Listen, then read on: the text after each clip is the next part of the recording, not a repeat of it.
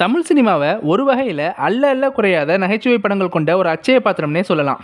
தற்போதைய காலகட்டத்தில் இந்த ஜானர் கொஞ்சம் பின்னடைவை சந்திச்சிருந்தாலும் பல ஆண்டுகளாக பல நகைச்சுவை ஜாம்பவான்களாலையும் நகைச்சுவை எழுத்தாளர்களாலையும் நகைச்சுவை படம் எடுக்கும் இயக்குநர்களாலையும் பலதரப்பட்ட படங்களில் நடிச்சிருந்தாலும் நகைச்சுவை படங்களுக்கும் முக்கியத்துவம் கொடுக்கும் நடிகர்களாலையும் இந்த ஜானர் தமிழ் சினிமாவுடைய எவர்கிரீன் ஜானராக எப்பவும் இருந்துக்கிட்டே தான் இருக்கும். அப்படிப்பட்ட தமிழ் சினிமா என்ற அரசனுடைய நகைச்சுவை ஜானர்ன்ற கிரீடத்தில் ரெண்டு முக்கிய விலை மதிப்பில்லாத வைரங்கள் தான் த கிரேட் காம்போவான கமல்ஹாசன் கிரேசி மோகன் கூட்டணி. Comedy is a serious business அப்படின்றத சினிமாவில் அழுத்தமாக பதிவு செஞ்ச கூட்டணி. பொதுவாக கமல்ஹாசன் அவர்கள் பற்றின ஃபிலிமோகிராஃபியை பார்க்கும்போது பலருக்கும் தோன்ற விஷயம், கமல் ஒரு சீரியஸ் ஜானரில் கஷ்டப்பட்டு ஒரு படம் நடித்தா அடுத்ததாக லைட்டாக ஒரு காமெடி படம் நடிப்பார் அப்படின்றது தான். இதுதான் காமெடி ஜானருடைய சாபமும் கூட.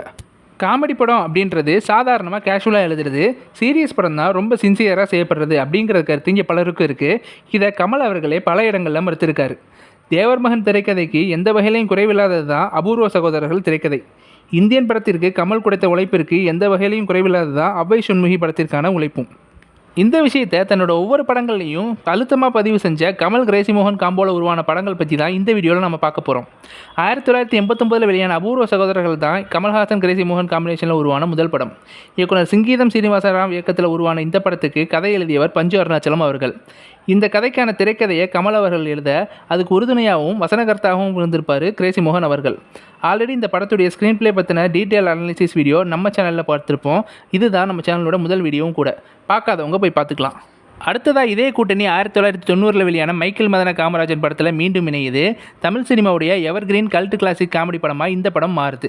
இதில் 4 வேடங்களில் ஏற்று நடித்த கமல்ஹாசன் அவர்களுடைய 4 கதாபாத்திரங்களும் வெவ்வேறு வகையான குணாம்சமுடையதாக இருந்தாலும் இந்த 4 கேரக்டருக்கும் பொதுவாக அமைஞ்ச ஒரே விஷயம் நகைச்சுவை உணர்வு தான். இப்படி வெவ்வேறு குணங்களுக்கு வெவ்வேறு வகையான நகைச்சுவைக்கும் அஸ்திவாரமாக இருக்கிறது கமல் அவர்களுடைய திரைக்கதையும் கிரேசி மோகன் அவர்களுடைய வசனங்களும் தான்.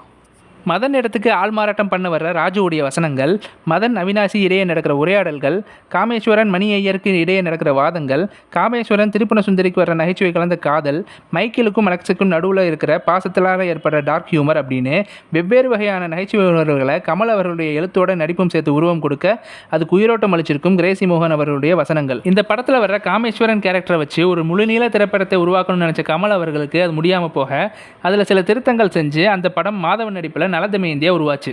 இயக்குனர் லோகேஷ் கனகராஜ் அவர்கள் கூட விக்ரம் திரைக்கதை உருவாவதுக்கு முன்னாடி இந்த படத்தில் வர மைக்கேல் கதாபாத்திரத்தை வச்சு ஒரு ஸ்பின் ஆஃப் மூவி பண்ணணும்னு தான் நினச்சதா ஒரு பேட்டியில் சொல்லியிருப்பார். ஸோ இதில் வர்ற ஒவ்வொரு கதாபாத்திரமும் ஒரு முழுநீள திரைப்படத்துக்கான தேவையான அழுத்தமிக்கது அப்படிங்கிறத நம்மளால் உணர முடியும். இந்த படத்துடைய இயக்குனரும் சிங்கீதம் சீனிவாசராவ் அவர்கள் தான். அடுத்ததாக 1990 சுரேஷ் கிருஷ்ணா இயக்கத்தில் தெலுங்கில் வெளியான இந்திரடு சந்திரன்ற படத்தில் தான் இந்த இணை மீண்டும் இருந்துச்சு. அதாவது இந்த படத்துடைய தமிழ் டப்டு வெர்ஷனான இந்திரன் சந்திரனுக்கு கமல் திரைக்கதைக்கு வசனம் எழுதியிருப்பார் கிரேசி மோகன் அவர்கள். ஒரு டப்பிங் மூவி ஒரிஜினல் மூவி பார்த்த மாதிரியான ஃபீல் கொடுக்கறதுக்கு ஒரே ரீசன் அந்த படத்துடைய வசனங்கள் மட்டும்தான். ஸோ இந்த ஒரு ரீசனே கிரேசி மோகன் அவர்களுடைய வசன திறமைக்கு ஒரு உதாரணமாக அமைஞ்சிருக்கும். இந்த கூட்டணி 1994 மீண்டும் இணைஞ்ச படம் தான் மகளிர் மட்டும். இந்த படத்துடைய இயக்குனர் சிங்கீரம் சீனிவாசராவ் அவர்கள். முழுக்க பெண்கள் கதாபாத்திரங்களை முன்னணியாக வச்சு எடுக்கப்பட்ட படம். பொதுவாகவே பெண்கள் சமூகத்தில் படுற கஷ்டங்களை பற்றி சொல்கிற படங்கள் ஒன்று அழகாட்சி படமாக இருக்கும், இல்லை அதெல்லாம் தாண்டி அவங்க ஜெயிக்கிற மோட்டிவேஷன் கதையாக இருக்கும். ஆனால் இந்த படத்துக்கு தான் எழுத்து கூட்டணி கமல் கிரேசி மோகனாச்சே. சீரியஸ் படங்களில் சொன்னதை விட பெண்கள் பிரச்சனையை இந்த படத்தில் நகைச்சுவையாக ஒருபடி மேலேயே சொல்லியிருப்பாங்க. இந்த படத்துடைய ஹீரோ எழுத்தாளர் கமல் தான். நடிகர் கமல் கேமியோ அப்பியரன்ஸ் தான் பண்ணியிருப்பார். அடுத்ததாக 1995 வெளியான சதிலீலாவை படத்துக்கு இந்த கூட்டணி இணைஞ்சிருக்கும். ஒரு நல்ல நகைச்சுவை கூட்டணி சீரியஸான ஆளை கூட நகைச்சுவை மிக்கவராக மாற்றுறது அப்படிங்கிறது ரியல் லைஃப்லேயே உண்மையாக இருக்கும்போது சினிமாவிலையும் அதே தானே.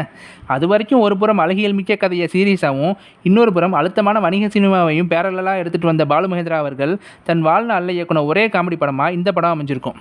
இந்த படத்தில் கிளைமேக்ஸ் முன்ன வரைக்கும் கமல் ஒரு செகண்ட் ஹீரோ தான். அது வரைக்கும் நகைச்சுவை நடிகையாக மட்டுமே இருந்த கோவை சரளா இந்த படத்தில் கமலுக்கு ஜோடியாக நடிச்சிருப்பாங்க. ஆனால் இதெல்லாம் நார்மல் சினிமா ரசிகர்களுக்கு வேணால் துணிச்சலான விஷயமா தெரியலாம். கமல் அவர்களுடைய டெடிகேஷன் புரிஞ்சவங்களுக்கு இதெல்லாம் பெரிய விஷயமா தெரியாது.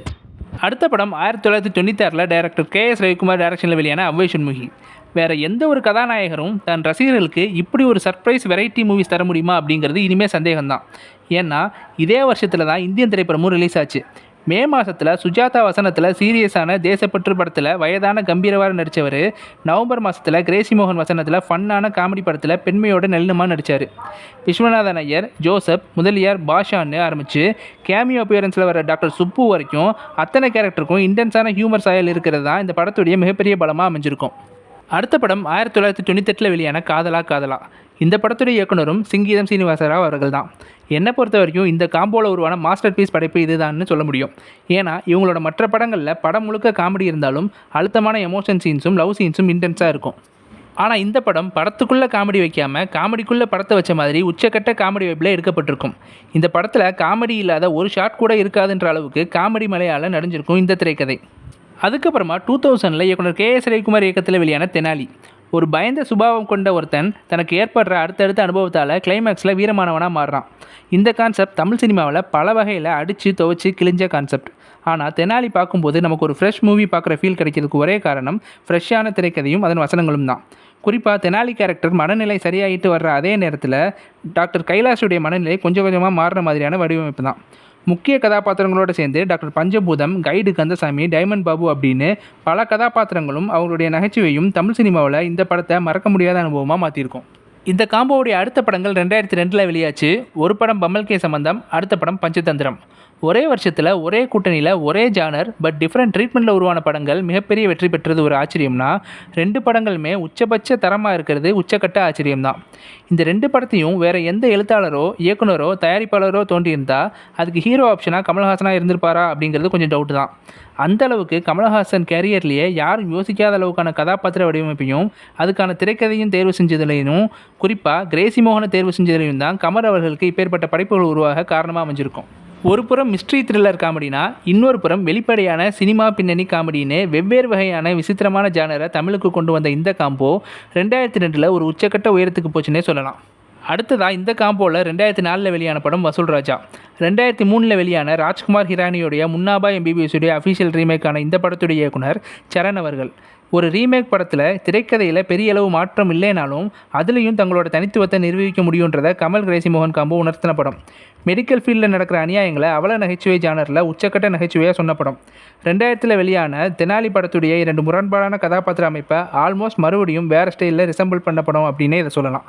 இதுக்கப்புறம் கமல் அவர்களுடைய எழுத்து நடிப்பில் 2005 வெளியான மும்பை எக்ஸ்பிரஸ், 2010 வெளியான மன்மதனம்பு திரைப்படங்களில் கிரேசி மோகன் பெயர் இடம்பெறலனாலும் நிச்சயமாக அவருடைய பங்கு நேரடியாகவோ மறைமுகமாகவோ கண்டிப்பாக இருந்திருக்கும் அப்படின்னு தான் நான் நினைக்கிறேன். ஏன்னா இந்த லிஸ்ட்டில் சொன்ன சில படங்களில் திரைக்கதை வசனம்ன்ற இடத்துல கமலுடைய பெயர் இல்லைனாலும் அவருடைய பங்கு கண்டிப்பாக இருந்திருக்கும். ஸோ இதே வகையில் தான் கிரேசி மோகன் பெயரும் இடம்பெற்றிருக்காது அப்படின்னு நான் நினைக்கிறேன். பேஷண்ட் கையை பிடிக்கத்தான் இவளை டாக்டருக்கு படிக்க வச்சேன், இன்னொரு டாக்டர் கையை பிடிக்க இல்லை. திருப்பி வச்சாலும் நிமித்தி வச்சாலும் திருட்டு தான் கேட்டையா? என் பையன் பெரிய இன்ஜினியராக வருவானாக்கும். அவன் 1 லட்சம் ரூபாய்னு ஒரே பேப்பரில் எழுதாமல் லட்சம் பேப்பரில் ஒவ்வொரு ரூபாயாக எழுதிட்டு இருக்கான். இந்த மாதிரியான டைலாக்கெல்லாம் சாதாரணமாக கேட்க பெருசாக தாக்கத்தை ஏற்படுத்தலைனாலும் திரைக்கதையோடு சேர்ந்து பயணிக்கும் போது உச்சக்கட்ட ஹியூமராக வெடிச்சிருக்கும். இன்னும் குறிப்பாக 2 வெவ்வேறு மாற்று புரிதல்கள் உள்ள கதாபாத்திரங்கள் தங்களோட புரிதலில் டைலாக் பேச பார்க்குற ஆடியன்ஸுக்கு வெடித்து சிரிக்கிற காமெடியெல்லாம் இந்த காம்போடைய ஸ்பெஷல் திங்ஸ் அப்படின்னு தான் சொல்லணும். வழக்கமாக நம்ம வீடியோட எண்டில் இந்த படைப்பாளிகள் கம்பேக் கொடுக்கணும் இல்லை இன்னும் தொடர்ச்சியாக பயணிக்கணும்னு சொல்லுவோம். பட் இந்த வீடியோவில் அதுக்கான வாய்ப்பு இல்லை. ஆல்ரெடி நம்ம சேனலில் தமிழ் சினிமாவில் நகைச்சுவை படங்கள் அப்படின்ற தலைப்பில் ஒரு டீட்டெயில் அனாலிசிஸ் வீடியோ போட்டிருப்போம். அந்த வகையில் இந்த வீடியோ அந்த வீடியோவில் உள்ள ஒரு எலமெண்ட்டை பற்றி இன்னும் டீட்டெயில்டாக அனாலிசிஸ் பண்ண வீடியோ தான். ஸோ அந்த வீடியோக்கான லிங்க்கை டிஸ்கிரிப்ஷனில் கொடுக்குறேன், பார்க்காதவங்க போய் பார்க்கலாம். ஸோ இதுதான் நான் உங்ககிட்ட ஷேர் பண்ணணும்னு நினச்ச best evergreen comedy combo of Kamal Haasan crazy மோகன் பற்றின என்னுடைய பார்வை. இந்த வீடியோ உங்களுக்கு பிடிச்சிருந்தா லைக் பண்ணுங்கள், ஷேர் பண்ணுங்கள், கமெண்ட் பண்ணுங்கள். மறக்காமல் 7 Minute Info சேனலை சப்ஸ்கிரைப் பண்ணுங்கள். குறிப்பாக அந்த பெல் ஐக்கானை கிளிக் பண்ணுங்கள்.